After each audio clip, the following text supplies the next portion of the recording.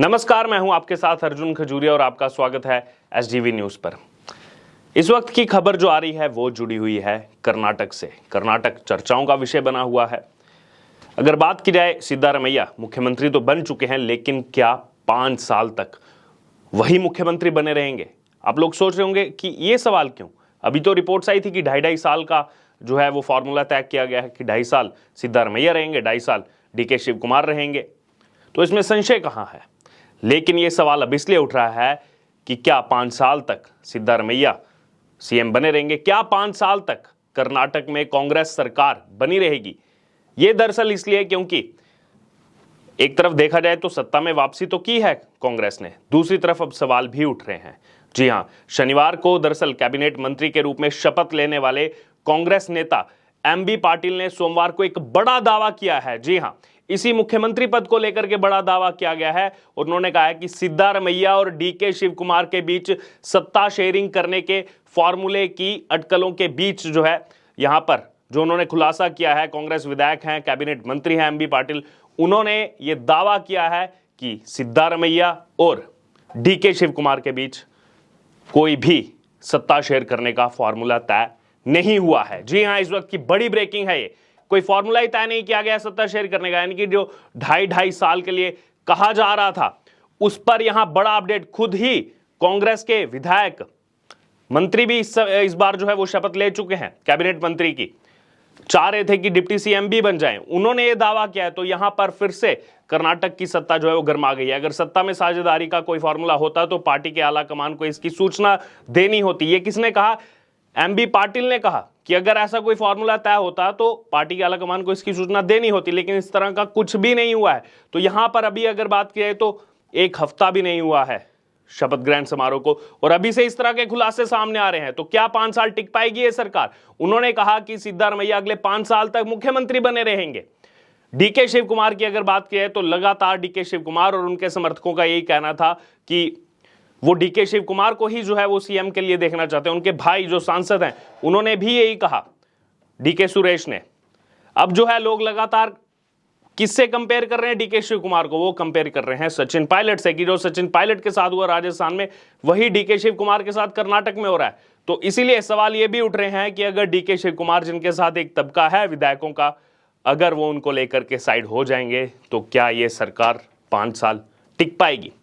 आपको बता दें कि कर्नाटक में मुख्यमंत्री का नाम तय करने के लिए कांग्रेस हाईकमान ने एक लंबा विचार विमर्श किया। बहुत समय तक जो है बैठकों का दौर चलता रहा, उसके बाद ही सहमति बनाई गई थी।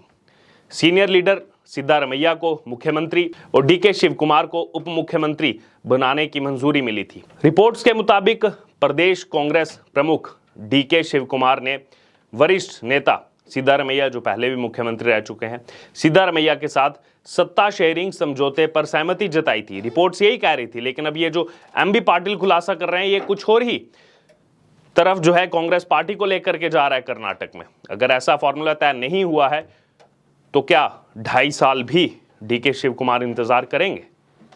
क्या 2 साल भी इंतजार करेंगे? वो लोकसभा चुनाव तक का इंतजार होगा या नहीं होगा, ये इस समय का बड़ा सवाल है। वहीं अगर बात की जाए तो कांग्रेस के कई सूत्रों ने दावा किया था कि सिद्धारमैया और शिव कुमार द्वारा सीएम का पद 30-30 महीने के लिए शेयर किया जाएगा। कुल 5 साल का कार्यकाल रहता है, 60 महीने, तो 30-30 महीने के लिए शेयर किया जाएगा। डीके अगले साल लोकसभा चुनाव तक केपीसीसी यानी कि कर्नाटक प्रदेश कांग्रेस कमेटी अध्यक्ष के रूप में बने रहेंगे। और सूत्रों ने दावा किया कि डीके शिव कुमार ने सबसे पहले खुद को 6 महीने के लिए मुख्यमंत्री बनाए जाने की मांग की थी, कि अभी जो 6 महीने हैं उसमें उनको मुख्यमंत्री बनाया जाए। हालांकि कांग्रेस के भीतर राजनीतिक खींचतान के बारे में पूछे जाने पर डीके शिव कुमार ने कहा कि अब ध्यान जो है वो सिर्फ शासन, लोगों और देश पर है। तो यहां पर ये बात तो कही गई डीके शिव कुमार की तरफ से, लेकिन अभी ये जो रिपोर्ट सामने आ रही हैं, क्योंकि एमबी पाटिल की बात की जाए तो वो भी एक अच्छा खासा कद रखते हैं कर्नाटक में, लिंगायत समाज से आते हैं, एक अच्छा खासा वोट बैंक है उनके साथ, विधायकों की लंबी चौड़ी लिस्ट है। वहीं कुछ दिन पहले जब सिद्धारमैया का नाम मुख्यमंत्री पद के लिए तय किया गया था और डीके शिव कुमार का नाम उप मुख्यमंत्री पद के लिए तय किया गया था, ये नाम तय होने के बाद जब औपचारिक ऐलान हुआ था कांग्रेस पार्टी की तरफ से, उसके बाद डीके शिव कुमार की प्रतिक्रिया आई थी और उस समय डीके शिव कुमार ने कहा था कि हमारे बीच में जो भी गोपनीय बातचीत हुई उसका मैं खुलासा नहीं करना चाहता। उन्होंने कुछ खुलासा नहीं किया था। डीके शिव कुमार ने उस समय कहा था कि इस फैसले को कांग्रेस अध्यक्ष के लिए जो है छोड़ देना चाहिए, कांग्रेस अध्यक्ष यानी कि मल्लिकार्जुन खड़गे के लिए। वहीं कुछ दिन पहले डिप्टी सीएम पद ना मिलने से कांग्रेस के विधायक जी परमेश्वर और यही एमबी पाटिल, जिन्होंने अभी इतना बड़ा दावा किया, इतना बड़ा खुलासा किया है, ये दोनों नाराज चल रहे थे डिप्टी सीएम पद जब इनको नहीं दिया गया था। दोनों जो है वो कांग्रेस पार्टी में एक अच्छा खासा कद रखते हैं और अब यही एमबी पाटिल इस तरह का एक खुलासा कर रहे हैं। अब इस पर लोगों की क्या प्रतिक्रिया आ रही है वो भी आपको बता देते हैं। एक ट्विटर यूजर हैं, वो इसको लेकर के लिख रहे हैं कि ये गवर्नमेंट जो है लोकसभा इलेक्शन के बाद कोलैप्स हो जाएगी। यानी कि उनका कहना है कि लोकसभा इलेक्शन तक ऐसे ही चलता रहेगा और उसके बाद जो है, क्योंकि डीके शिव कुमार जो माना जा रहा था सूत्रों से कि उनको इसीलिए मनाया गया है कि तब तक वो कांग्रेस अध्यक्ष बने रहे, इसके बाद इसलिए लोगों का कहना है कि ये सरकार टूट जाएगी। वहीं एक यूजर लिख रहे हैं कि डीके शिव कुमार तुम्हारे साथ धोखा हुआ है। धोखा बता रहे हैं इसको, किसके साथ? डीके शिव कुमार के साथ। और बार बार तुलना जो है वो सचिन पायलट के साथ की जा रही है कि जैसा राजस्थान में देखने को मिला वैसा ही अब कर्नाटक में देखने को मिलेगा। वहीं एक यूजर कह रहे हैं कि डीके शिव कुमार का सचिन पायलट हो गया भैया कड़ी निंदा, यानी कि तंज कस रहे हैं वो। बार बार जैसे हम आपको बता रहे हैं कि राजस्थान में भी यही देखने को मिल रहा है, अनस्टेबिलिटी है वहाँ की सरकार में। अपनी ही सरकार में सचिन पायलट जो कभी उप मुख्यमंत्री हुआ करते थे, उसके बाद उनको हटाया गया उप मुख्यमंत्री पद से, अब अपनी ही सरकार के खिलाफ मोर्चा खोले हुए हैं। अशोक गहलोत के खिलाफ लगातार कभी अनशन कर रहे हैं, कभी पदयात्रा कर रहे हैं। दरअसल कर्नाटक में सिद्धारमैया और डीके शिव कुमार सीएम पद की दौड़ में थे। दोनों नेताओं ने 20 मई को बाकी मंत्रियों के साथ जो है वो शपथ ली थी और इस दौरान जो है सभी समान विचारधारा वाले दलों के नेताओं को आमंत्रित किया गया था। हालांकि उसमें कुछ नेता जो है वो नहीं पहुंचे थे, उसको लेकर भी विपक्षी एकजुटता की बात चल रही थी कि क्या विपक्ष एकजुट होगा 2024 के लिए या नहीं। कांग्रेस ने दरअसल 10 मई को कर्नाटक विधानसभा चुनाव में जीत हासिल की थी, जो ट्रेंड लगातार पिछले 38 साल से फॉलो हो रहा था, उस ट्रेंड को आगे बढ़ाया। पार्टी ने 224 सीटों में से 135 पर जीत प्राप्त की थी, जबकि बीजेपी को 66 सीटों के साथ दूसरा नंबर मिला था और जेडीएस जनता दल सेकुलर को सिर्फ 19 सीटें प्राप्त हुई थी। तो यहाँ पर बहुमत तो मिला, क्योंकि 224 में से 113 सीटें जो है वो जीत के लिए चाहिए थी, सीटें मिली 135।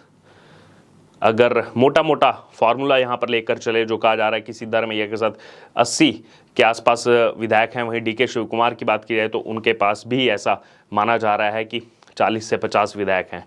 तो अगर यहाँ पर जो ये कहा जा रहा है एमबी पाटिल की तरफ से कि 5 साल तक सिद्धारमैया ही मुख्यमंत्री बनेंगे और डीके शिव कुमार जो लगातार ये चाह रहे थे कि उनको मुख्यमंत्री बनाया जाए, उसके बाद किसी ना किसी तरह रिपोर्ट्स के मुताबिक जो चीज़ें सामने आई कि वो मान गए कि ठीक है, लोकसभा इलेक्शन तक वो कांग्रेस के अध्यक्ष भी बने रहेंगे, कर्नाटक कांग्रेस प्रदेश कमेटी के, और उसके अलावा अगर बात की जाए तो उसके बाद वो 2.5 साल के बाद जो है मुख्यमंत्री बनने की चाह रख रहे हैं। लेकिन अगर ऐसा नहीं हो रहा है तो क्या अपने विधायकों के साथ वो पाला बदलेंगे?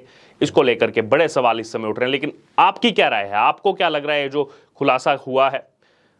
50-50 फॉर्मूला था, 5 साल के लिए बोल दिया गया। आपकी इस पर जो भी प्रतिक्रिया हो हमारे साथ कमेंट बॉक्स में जरूर शेयर करें और उससे जुड़े तमाम अपडेट के लिए बने रहिए हमारे साथ। धन्यवाद।